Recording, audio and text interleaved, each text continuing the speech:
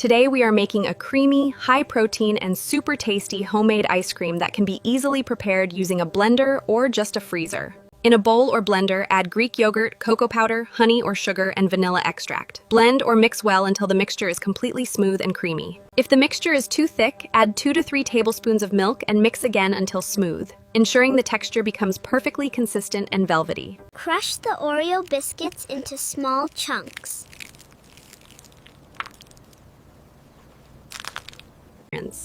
Fold them into the mixture gently. Avoid blending to keep the crunchy texture.